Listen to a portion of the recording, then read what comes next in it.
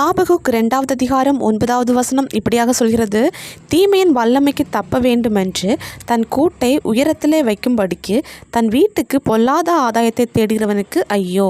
இன்னைக்கு ஏசப்பா நம்மக்கிட்ட சொல்கிறாங்க, பொல்லாத ஆதாயத்தை தேடாதே அப்படின்ட்டு. பொல்லாத ஆதாயம்னா என்னென்னா, ஊழல் பண்ணுறது, லஞ்சம் வாங்குறது, இன்னும் பிறரை கஷ்டப்படுத்தி காசு சம்பாதிக்கிறது, இன்னும் பிறருக்கு சேர வேண்டிய நியாயமான பொருட்களை நம்ம அபகரிக்கிறது, இன்னும் வட்டி வாங்குறது, இதெல்லாமே பொல்லாத ஆதாயம்தான். இன்னைக்கு அநேக பேர் மற்றவங்களை கஷ்டப்படுத்தி தான் சந்தோஷமாக வாழ்கிறாங்க. தன்னுடைய குடும்பம் நல்லா இருக்கணுங்கிறதுக்காக மற்றவங்களை கஷ்டப்படுத்தி அதில் வருகிற எந்த சாபத்துலேயும் நம்ம ஆசீர்வாதமாக இருக்க முடியாது. இன்றைக்கி ஒரு ஆபத்து வருது அப்படின்னா, அந்த ஆபத்துலேருந்து நம்ம மட்டும் தப்பித்து கொள்றதுக்கு மற்றவங்களை கஷ்டப்படுத்துகிறோம். அப்படி நம்ம இருந்துடக்கூடாது. அதனால் வருகிற ஒரு பொல்லாத ஆதாயம் நம்ம வீட்டுக்கு ஒரு அழிவு தான். ஒரு பிஸ்னஸ் பண்ணலாம், அந்த பிஸ்னஸில் நம்ம உண்மை உள்ளவர்களாக காணப்படணும்.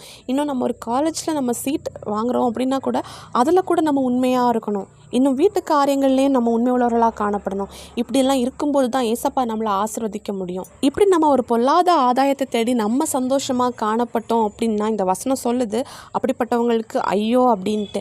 ஐயோன்னா அது ஒரு எச்சரிக்கை. இதுக்கு அப்புறம் நம்ம சொல்கிறதுக்கு ஒன்றுமே இல்லை. நம்ம என்ன பண்ணாலும் ஏசப்பா நம்மளை பார்த்துட்ருக்குறாங்க. அந்த பயத்தோடு நம்ம செயல்படுவோம். உண்மை உள்ள மனுஷன்தான் பரிபூர்ண ஆசீர்வாதங்களை பெற்றுக்கொள்ள முடியும். இன்றைக்கி இதை கேட்டுட்ருக்கு, நீங்கள் யாராவது பொல்லாத ஆதாயத்தை தேடி சந்தோஷமாக வாழலான்னு நீங்கள் நினச்சிட்டு இருந்தீங்கன்னா அதிலேருந்து மனம் திரும்புங்க.